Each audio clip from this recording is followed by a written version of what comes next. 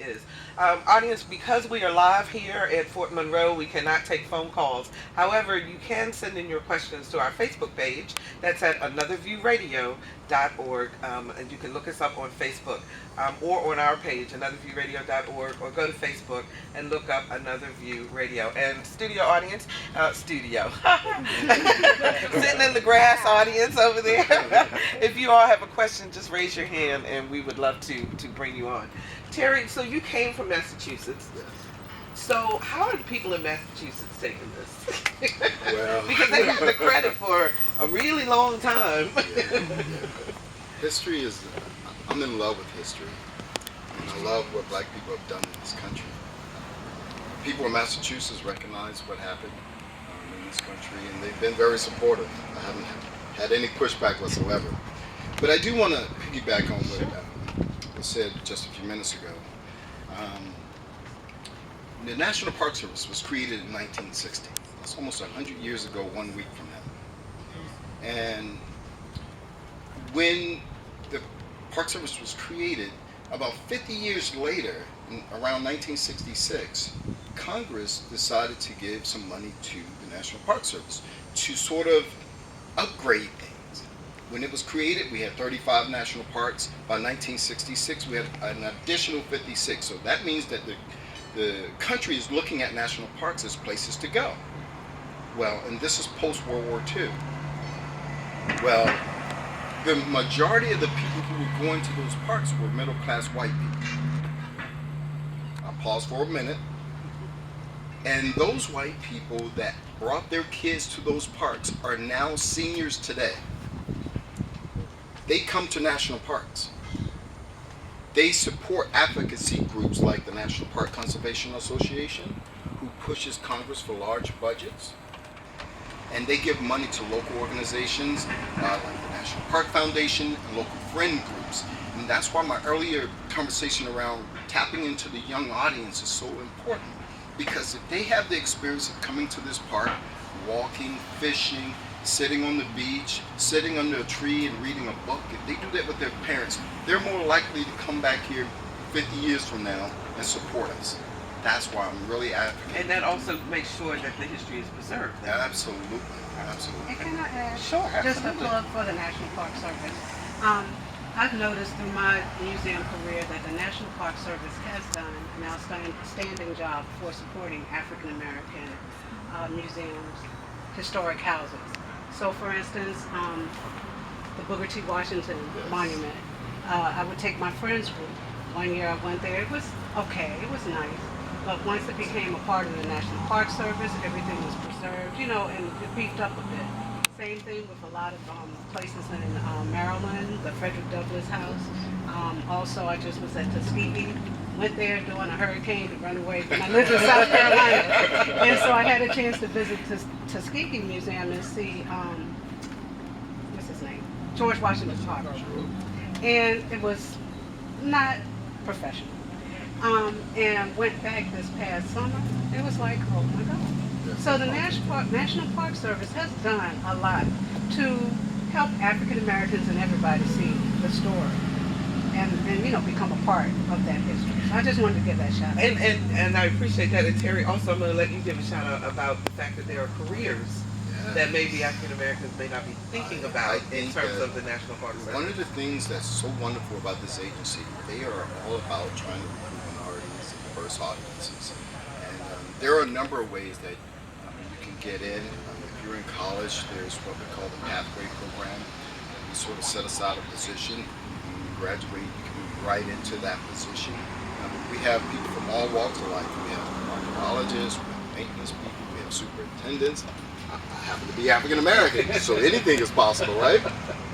So it's really a beautiful agency. And I'm not just saying that because I'm on the radio. It is a beautiful agency. When I first was tasked to go and work in the National Park Service, I went in thinking that I'm going to be in an all-white audience and nobody's going to really appreciate me.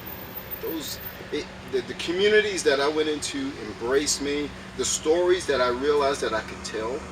For example, in Philadelphia, if you go inside the assembly room where the Declaration and the Constitution was signed, we know that most of those men signed the Declaration happened to be white, right?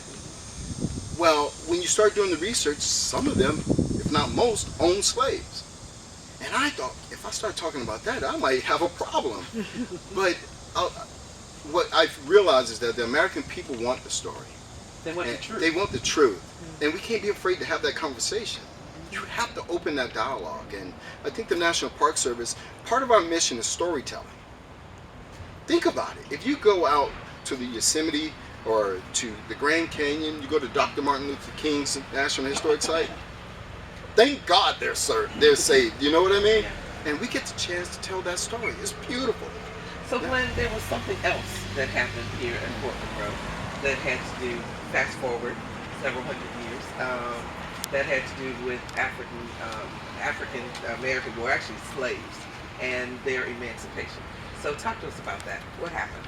There is the most incredible arc of history that I have ever seen that occurred here at this property in Fort Monroe. Senator Mark Warner actually refers to it as one of the most significant sites in our country for African Americans, and yet we don't even know the story, we don't tell the story, and so forth. But 242 years after these first Africans were delivered here, and after the tragedy of them being, enslaved, and the enslavement that took place for the next 242 years, and in May of 1861, the country was hanging in the balance. Lincoln had been elected president. I always refer to that when people talk about how bad the election was this year. I go, it was really bad back then too. The country divided. But anyway, so Lincoln gets elected. South Carolina, Georgia, Florida, they're starting to secede. There is this Virginia's hanging in the balance. Lincoln decides he doesn't want to lose Virginia. If he loses Virginia, he doesn't want to lose Fort Monroe. So Lincoln pumps 10,000 troops from the New England area into the fortress here at Fort Monroe. Virginia secedes. He finds a general and brings here in Benjamin Butler, who was both a wannabe politician and a lawyer. And what ends up happening is the next night, after he arrives, three men, Frank Baker, Shepard Mallory, and James Townsend, who were enslaved men, their master or owner, however you've heard of them, was in Hampton, but they had been sent as contract laborers across the water over to the area where Sewell's Point is, much where you would see the aircraft carriers today. They had heard that when they finished their work there, they were going to be sent south. They feared they would never see their families again. And so what they did was they got in a rowboat that night. They rowed across the treacherous harbor. I can't imagine the courage it must have taken for them to have done that. And they landed here at Fort Monroe. They hailed the wharf. The soldiers let them come in. They ran to the fortress walls and to the gate. The Union soldiers let them in. Benjamin Butler interviewed them that night. Wanted to know everything he could about them. What were the Confederates doing, et cetera, and so forth. The next day, the Confederates show up under a white flag of truce. They say they want their slaves back.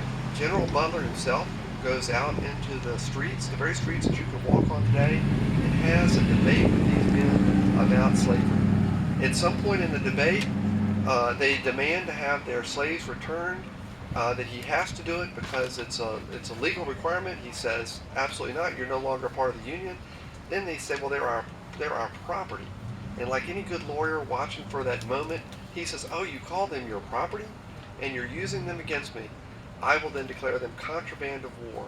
And with that, he rode back into the fortress and kept them. The word spread like a spiritual electronic telegraph through the community, the slave community, that the slaves were not returned. It is almost as if the exact site in our country where the stain of slavery began, that the hand of God reached down and divinely began to blot out that stain. Oh, it sends chills down your spine, doesn't it, Vanessa? Especially the way he portrays. Exactly, Yeah, that was nice. exactly. If you're